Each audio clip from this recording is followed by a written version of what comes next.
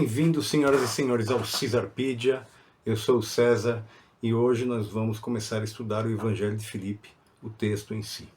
Mas antes, vou lembrar, Não é a Imagem de Deus é o livro onde os senhores encontram o mito de Sofia na primeira publicação restaurada, né?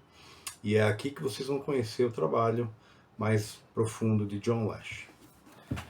Não posso deixar de falar também do mito de Sofia nas escrituras de Nag Hammadi, que é uma expansão do livro do John, um aprofundamento nos detalhes do mito de Sofia, e além de alguns textos gnósticos que eu trato aqui, com um pouco mais de profundidade, e um pequeno ensaio sobre o que é animismo sofiânico. Gostaria também de lembrá-los dos 3 volumes das Escrituras de Nag Hammadi, uma nova leitura. O volume 1 é o volume que nós estamos trabalhando aqui agora, que trata do Evangelho de Filipe, o Evangelho de Tomé e o Evangelho grego de Tomé. A este livro segue o volume 2, onde eu falo do livro de Tomé, que não é o Evangelho, eu falo do livro secreto de João, e falo da carta de Pedro a Filipe, o mesmo Filipe, esse aqui, este camarada. O volume 3 já está à venda na plataforma Wiclap, que está aqui embaixo, e ele fala do livro secreto de Tiago, os Apocalipses 1º e 2º de Tiago, e também aborda o Evangelho de Maria, que é uma figura interessantíssima no discurso todo da narrativa de Sofia. Gostaria também de lembrar os senhores que eu, como tradutor, coloquei este livro à disposição também na plataforma Wiclap, aqui embaixo. É uma biografia da Isabel de Castilha, o autor é William Thomas Walsh. Esse livro está disponível à venda aí na plataforma também, é meu trabalho de tradutor. Então, senhoras e senhores, com vocês, o Evangelho de Filipe.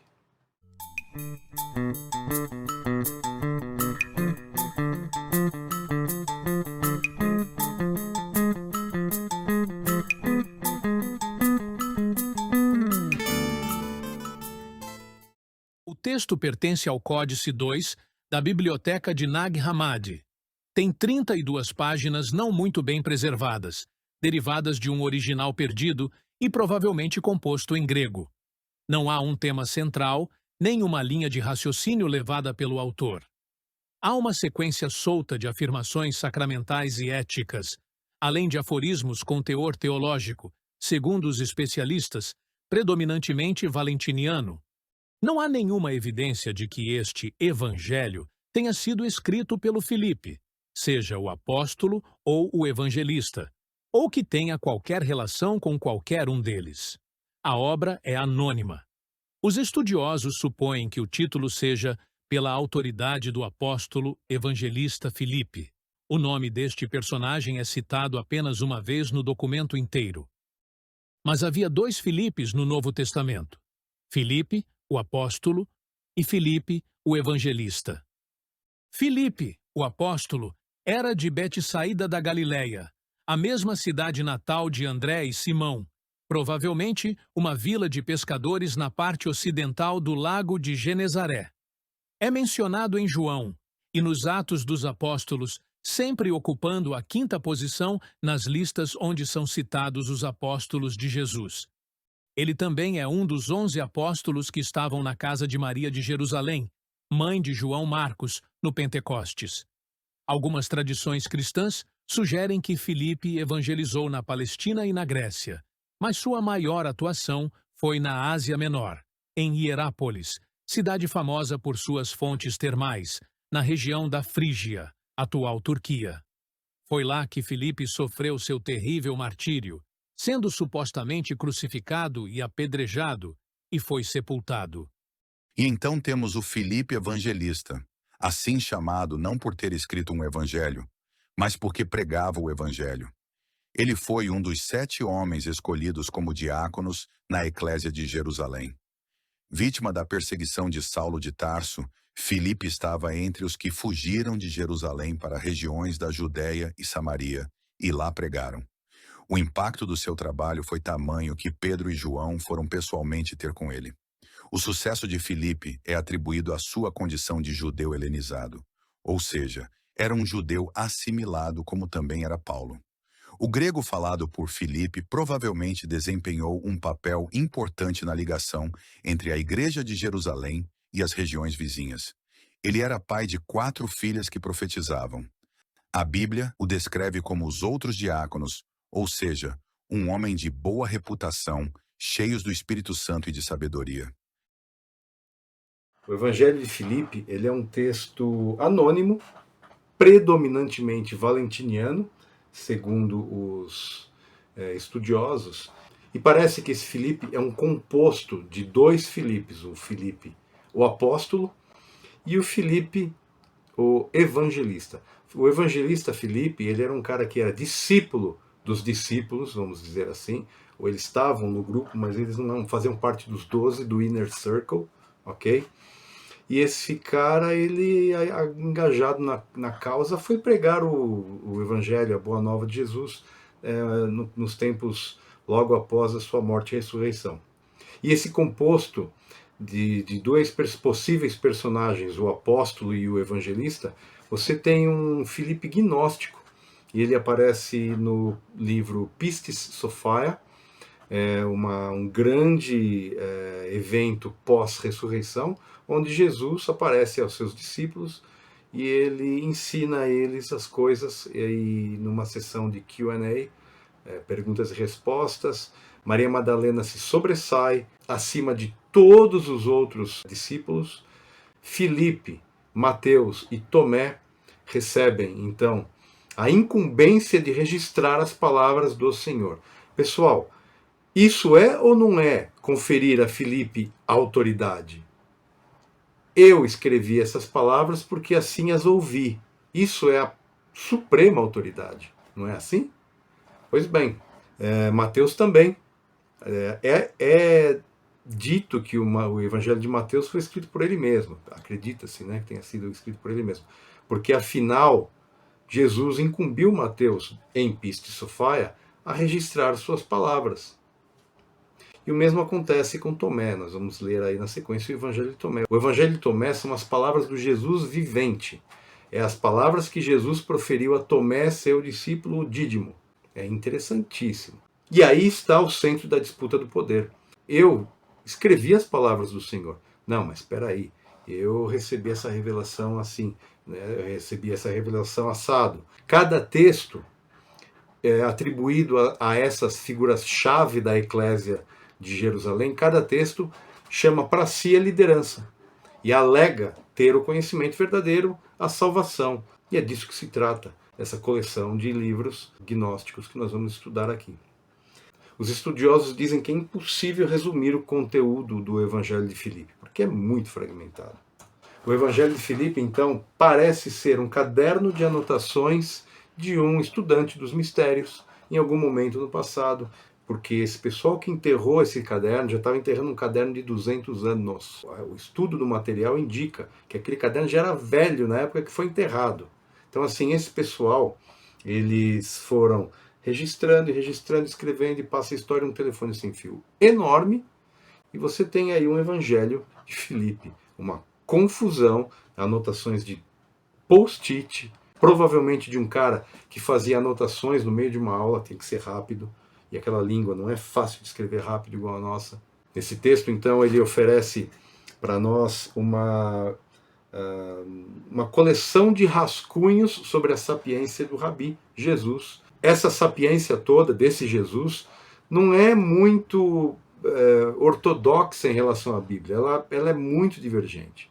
E o material é tão interessante e tão forte que a igreja teve que matar esses caras e tacar fogo em tudo que eles escreveram, porque eles escreviam muito, eles eram letrados. Assim como os pais da igreja eram letrados. Só que esses tinham uma narrativa, aqueles tinham outra narrativa. E essa outra narrativa envolvia a Sofia na boca de Jesus. Imagina, então, para os pais da igreja que eram ultra-ortodoxos, essa história de que Jesus fazia isso, fazia aquilo que não está escrito na Bíblia.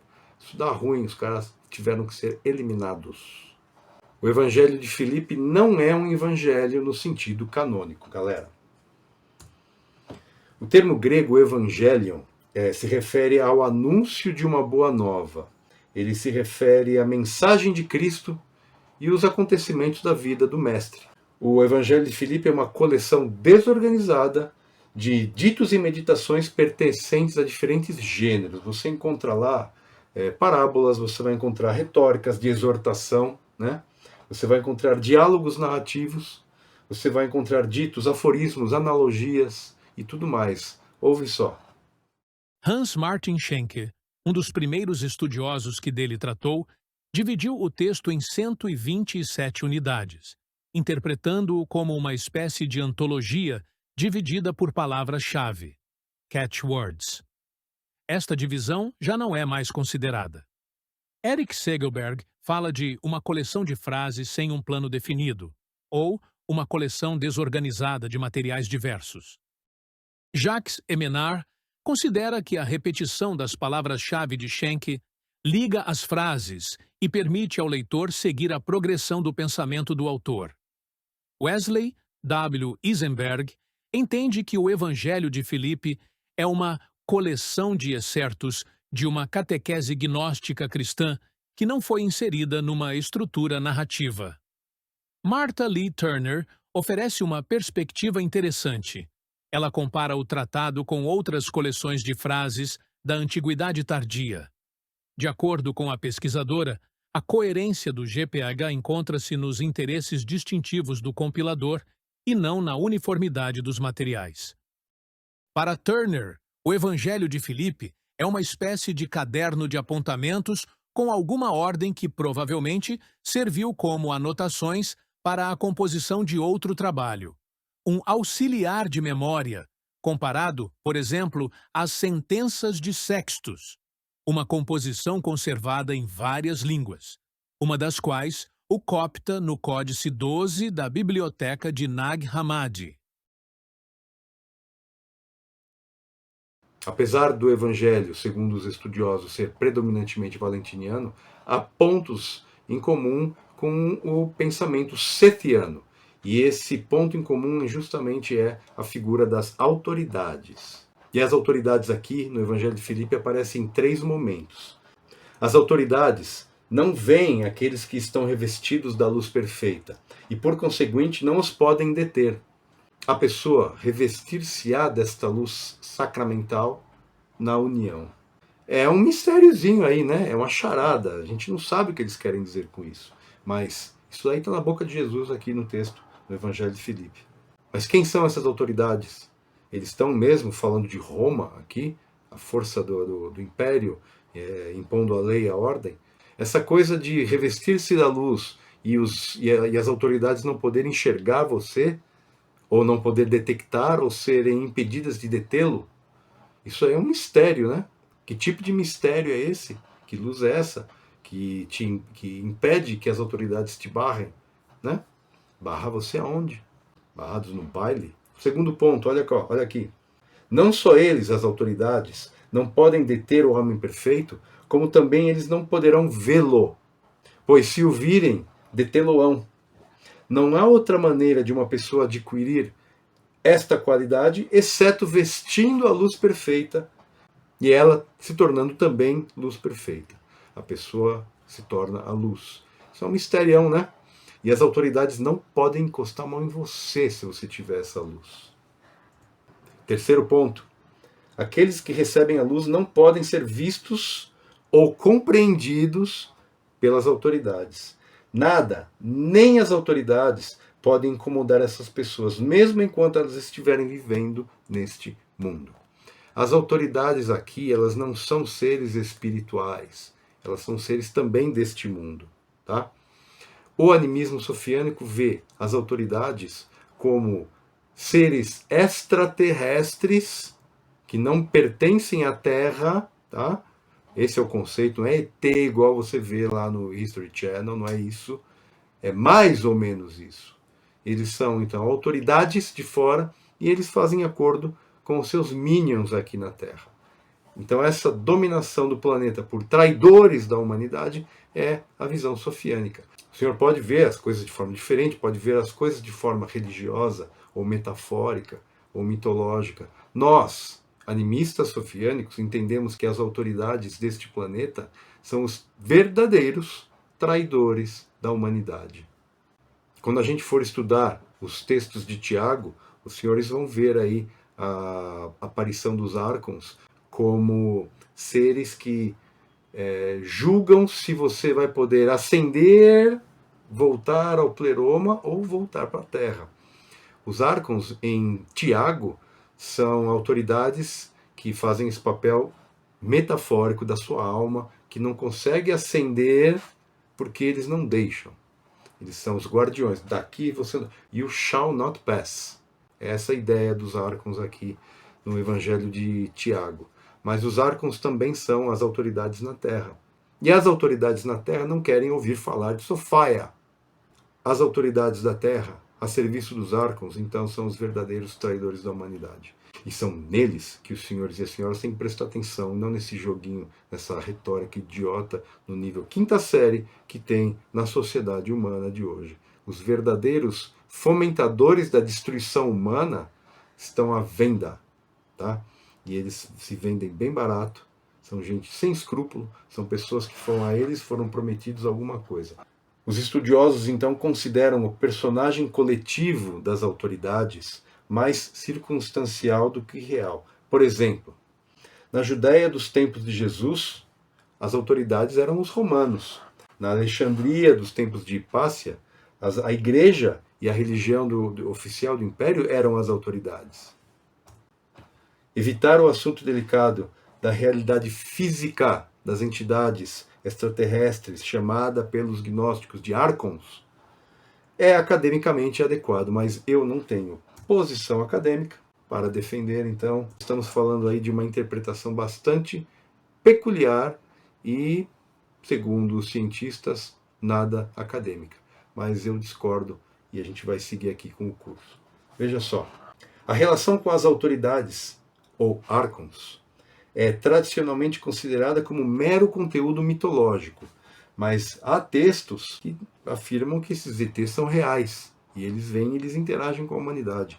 O livro secreto de João e a natureza dos árcons são os textos mais citados quando se fala de árcons, mas é porque lá está bem evidente. E esses árcons, que esses dois textos falam, são reais. O texto A Natureza dos Árcons foi escrito exclusivamente para explicar que os árcons são reais, ele dá daquela coisa da danificação do texto, etc. Então vocês, de repente, estão lendo lá e vocês caem numa versão do Gênesis da Bíblia, onde a serpente, aquela que tenta Eva, é nada mais, nada menos do que um animal rastejante, serpente, incorporado pela Eva espiritual.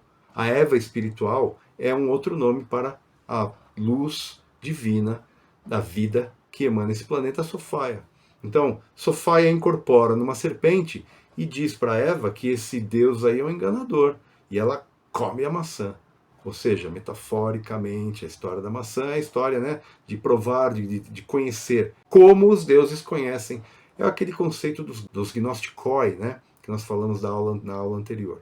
E a partir de agora, Eva sabe como os deuses sabem. E isso daí é uma coisa terrível para Yahvé. Porque Yahvé é Aldabaiote, é ciumento, só ele é Deus. Se o ser humano sabe como os deuses sabem, opa, que outros deuses são esses? É outra narrativa. Esses outros deuses são Aeons, e eles são emanações do Pai, o único Deus de onde tudo emerge. E essa interatividade entre animais humanos e seres extraterrestres são catalogados como contatos imediatos. Então olha só o conceito de contatos imediatos do 5º grau. A gente conhece os contatos imediatos do 3º grau, tem um filminho lá, o de 4º grau e o de 5º grau. Os senhores sabem o que são contatos imediatos do 5º grau? Veja só. Close Encounters of the Fifth Kind. Então a sigla é CE5. Tal como Jacques Vallée afirmou no seu livro Confrontations, de 1990, um encontro imediato do 5º grau é aquele em que um abduzido recebe algum tipo de efeito físico do seu encontro imediato, tipicamente um ferimento ou uma cura. O Dr. Greer, ele tem uma definição diferente. Para ele, o CE5, um contato imediato do 5º grau, é um contato com formas de vidas extraterrestres iniciado por humanos. Embora tecnicamente não seja uma extensão da escala Vallée, que mede dados orientados para os resultados, esta substituição da classificação CE5 pode ser vista como o grande marketing dos encontros e contactees, e um grande marketing para vender revista e um grande marketing para vender programa de TV a cabo. Aqui em Nag Hammadi, essa coisa da interação com os ETs é intensa, cara. Você tem que ler isso aqui. Num contato imediato do 5º grau, indivíduos ou grupos utilizam protocolos específicos para estabelecer comunicação ou interação com seres extraterrestres. Estes protocolos envolvem um negócio que chama meditação de contato, ou o uso de sons e sinais. Um contato imediato do 5º grau, portanto, é um contato imediato iniciado por humanos, e vocês vão ver o que é isso na prática quando nós estudarmos a carta de Pedro a Filipe. Cara, os discípulos são reunidos, o Filipe recebe uma carta chamando para uma reunião, então todos os discípulos estão lá, não se sabe o número, podiam ser centenas deles, tá? E então todos esses discípulos ajoelham e começam a rezar até que acontece a aparição de Jesus. Seria Jesus mesmo ou seria uma aparição holográfica arcôntica, dizendo a eles o que fazer? Isso a gente nunca vai saber. É disso que se trata, então, a distribuição de poder entre a eclésia. Cada um recebe um tipo de segredo por Jesus em imagem de aparição pós-ressurreição. É muito possível ler isso tudo como uma grande enganação arcôntica. Por que não? É possível também ler como uma grande milagre e a prova da grandeza do Rabi Jesus. Também, obviamente, aliás, essa é a posição oficial. E se esse Jesus aqui simplesmente foi colocado o nome Jesus, não é um Jesus, é um telestes qualquer? Como é que a gente vai saber? A sapiência, a sabedoria transmitida, ela não é, tirando alguns mistérios, né, elas são bastante senso comum. Não tem muita coisa aqui que possa ser exclusivamente da cultura judaica. Absolutamente. Algumas coisas sim, algumas coisas não. Então é aí que é o ponto. Será que esse Jesus não era um teacher, um professor, um telestes, e os caras substituíram o nome do telestes, coloca Jesus para confundir a cabeça desse pessoal, para eles entenderem que Jesus é que disse isso, e vocês têm que seguir Jesus? Isso é uma coisa absolutamente possível, mas isso é demais para a cabeça de qualquer um ao mesmo tempo. Eu vou parar por aqui, porque eu acho que eu já fui longe demais hoje, e a gente vai se ver na aula, parte 3 dessa aula 1, assim que possível. Um grande abraço.